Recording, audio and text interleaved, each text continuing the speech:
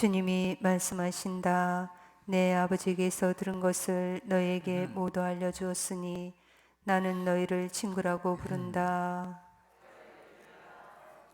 주님께서 여러분과 함께 또한 사제의 영과 함께 마르코가 전한 거룩한 복음입니다. 주님 영광 받으소서.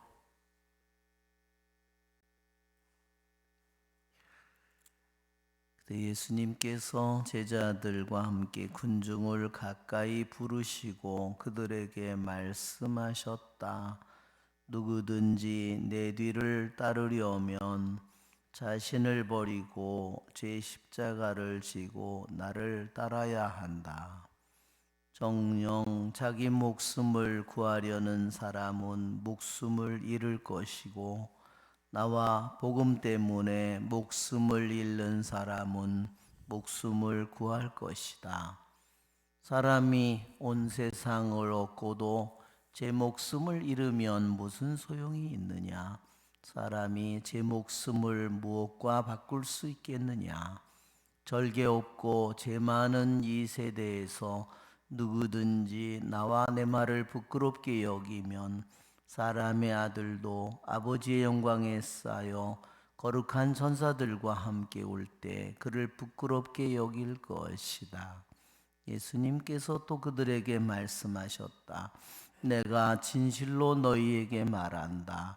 여기에 서 있는 사람들 가운데는 죽기 전에 하느님의 나라가 권능을 떨치며 오는 것을 볼 사람들이 더러 있다. 주님의 말씀입니다. 그리스도님 참여합니다. 앉으십시오. 참 예수님, 오늘 독서의 말씀은 창세기 11장에 사람들이 바벨탑을 세우는 그러한 이야기가 등장합니다. 그들은 말하였다. 자, 성읍을 세우고 꼭대기가 하늘까지 닿는 탑을 세워 이름을 날리자.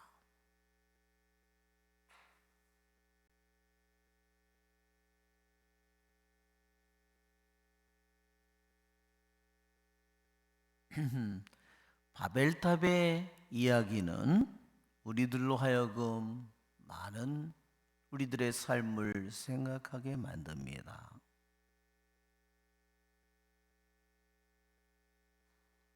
우리들도 성읍을 세우고 우리들도 탑을 쌓고 있습니다. 나는 내 하루하루의 나의 삶을 통해서 나의 인생을 통해서 내 나라를 자꾸 만들어가고 있습니다. 직장이든 동네에서든 가정에서든 나의 삶에서든 내가 세우는 내 나라는 성읍은 어떤 성읍이고 내가 세우는 탑은 어떤 탑을 내가 세우고 있는가? 결국 그것은 자기의 이름을, 자기의 존재를 알리고 자기 존재를 드높이는 그러한 삶입니다.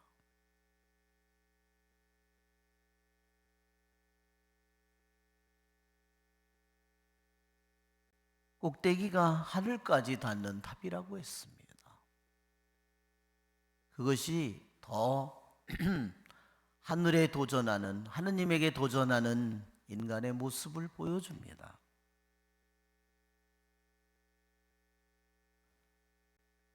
하느님께서는 그들의 나쁜 악한 의도를 아셨고 그들이 더 이상 그런 죄를 짓지 못하도록 말을 섞어 놓으셨다고 했습니다. 그들 속에 혼란을 심어 놓았습니다.